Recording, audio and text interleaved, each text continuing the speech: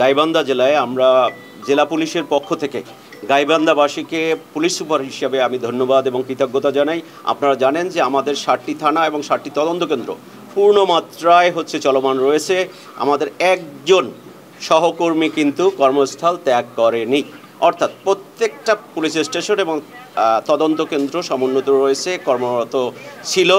আজকে থেকে পুরো মাত্রায় আমরা কর্মরত রয়েছি, প্যাট্রোলিং ব্যবস্থা থেকে শুরু করে।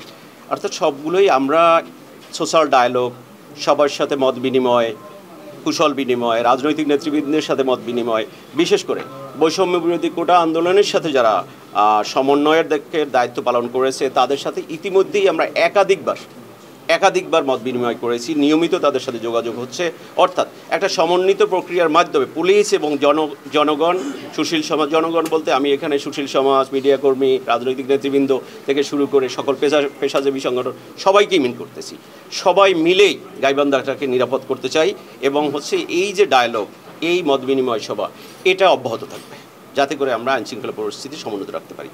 আজকের থেকে এটা আমাদের অপারেশনাল কার্যক্রম। ইতিপূর্বেও আমি বলেছি যে আমাদের ইন্টারনাল অপারেশনাল কার্যক্রম, আমাদের মামলা গ্রহণ, জিডি গ্রহণ প্রক্রিয়া, আমাদের অপারেশনাল কার্যক্রম ছিল। তো আমরা আজকের থেকে পূর্ণাঙ্গ রূপে প্যাট্রোলিং, ট্রাফিক ব্যবস্থাপনা, গার্ডিং, ভিভিআইপি প্রোডাকশন থেকে শুরু করে অন্য যেসব কার্যাবলী পুলিশের রয়েছে সেগুলো পুরো মাত্রায় আমরা সকাল থেকে শুরু করেছি, যেটা আপনি জানেন এবং দেখেছেন।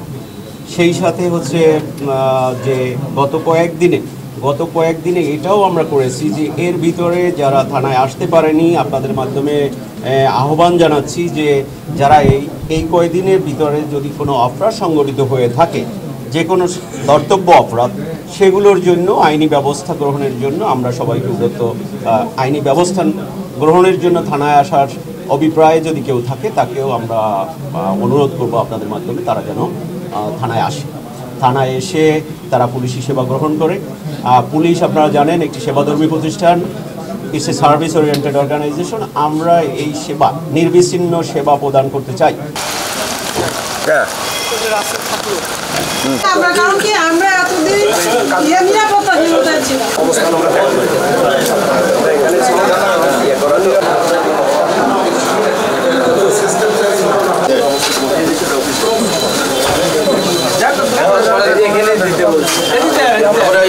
মিডিয়াতে